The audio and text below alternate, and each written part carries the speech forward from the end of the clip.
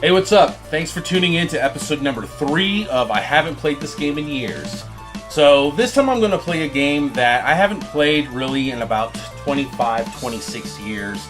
And when I was a kid, I used to like this game. It was one of the first games I ever owned for the Sega Genesis, ESWAT. Now I ended up selling all of my Sega Genesis games, but then I got back into collecting when I was like 19 and I bought a bunch of my games back. And this was one of them, though I really didn't put too much time into it. I've only played it maybe a handful of times since then, and I just basically got it because I remember that I liked it so much. So I decided for this episode, let's go ahead and play through ESWAT, see what I think of it now, and see if it matches what I felt for it many years ago. Let's take a look.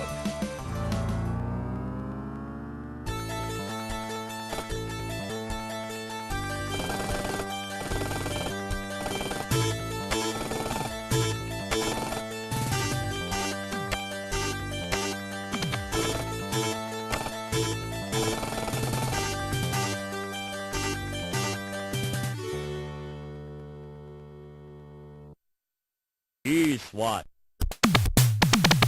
Back in the 80s, cyborgs were all the rage. Movies such as The Terminator brought human-android hybrids to life.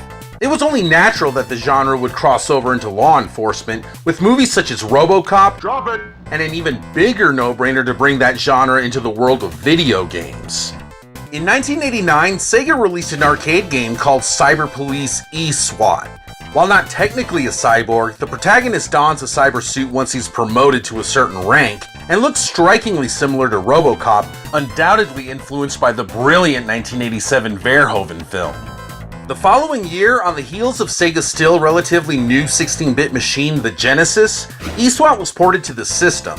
As Sega commonly did with arcade ports such as Shadow Dancer, the game was not a direct port of the arcade version, but was instead a brand new game which borrowed elements from its arcade counterpart.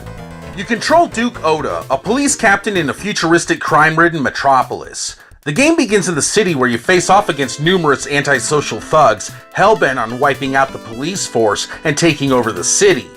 Duke, with pistol in hand, is able to fire to the left, right, and above, with controls and stage layouts similar to that of Shinobi.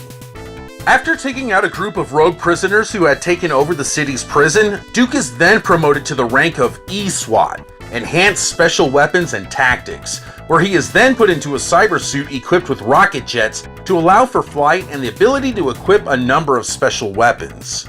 These special weapons can be equipped by picking up icons dropped by the enemy and then toggled to the desired gun by utilizing the HUD.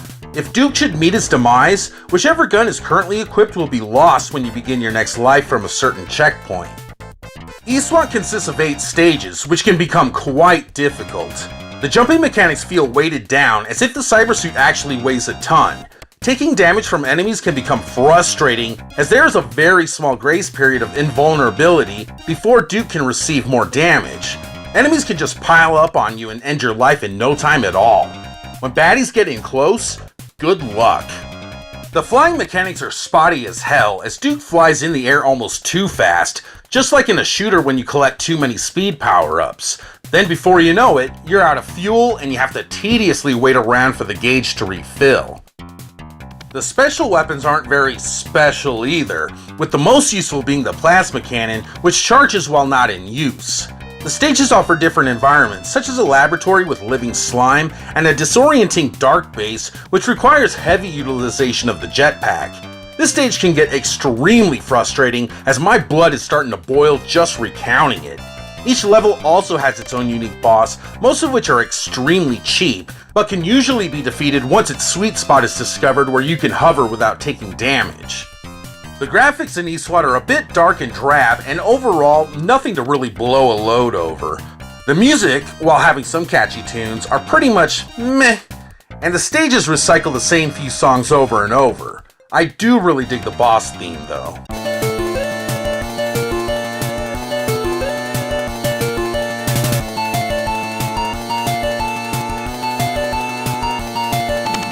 With clunky controls, iffy hit detection, and cheap enemy AI, ESWAT at times can be downright brutal. As a kid, I used to play the game on easy, as I often did with games that offered the option to do so, and it was fairly manageable. Now, as an adult, I always choose to play games on normal or a higher difficulty, and ESWAT was much more difficult than I had remembered. I got pissed. A lot. ESWAT definitely isn't for everybody. I honestly would have preferred a direct arcade port, but I understand Sega's desire to include more platforming. But it doesn't seem to work very well with a cyborg that controls as if it were a robot made of garbage cans. Exactly where this game belongs. If you want to try ESWAT out for yourself, the game is still cheap, and for good reason. It's also available on Sonic's Ultimate Genesis collection for the PS3 and Xbox 360. If you're curious, then go for it, but curiosity killed the cat, and if you're like me, ESWAT will murder your patience.